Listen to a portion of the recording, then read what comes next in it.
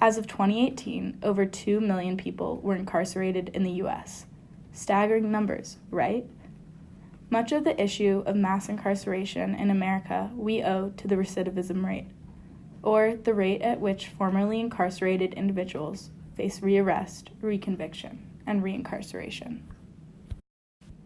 We are proposing a bill to be presented to the Vermont State Legislature to reform the re-entry process for ex-incarcerated individuals with dependents and ensure their employment. Recidivism can be attributed to the overbearing weight of collateral consequences and mandates at the parole office that offer much structure but little guidance.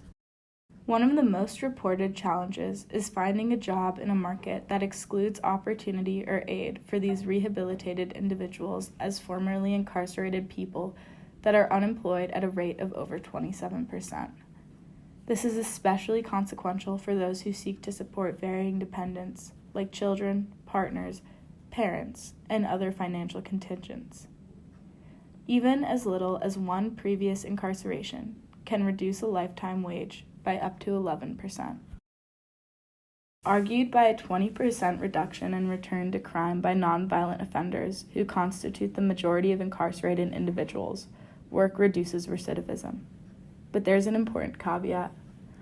The sooner ex-offenders are employed, the less likely they will commit future crimes resulting in further jail and prison time. Over 1/2 of people behind bars have a child under 18 who still relies on the individual as a financial dependent. According to the Economic Mobility Project, parental income is one of the strongest indicators of one's own chances for upward economic success. 42% of kids who start in the bottom 1/5 will stay there.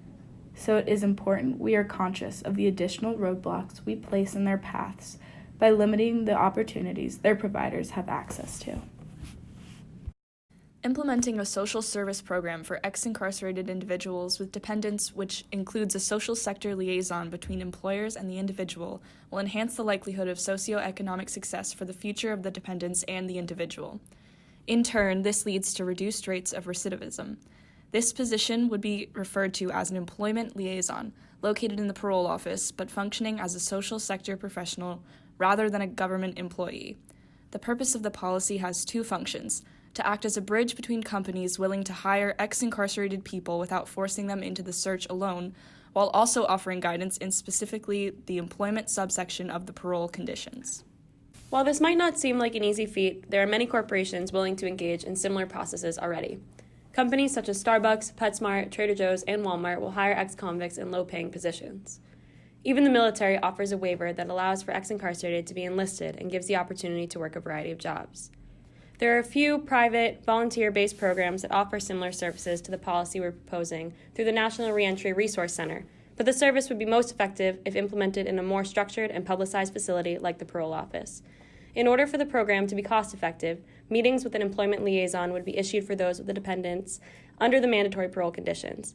We hope by implementing this reform we can lay stepping stones in the process of introducing more social services and rehabilitation into the incarceration system, as well as ultimately reduce the rate of recidivism in the U.S.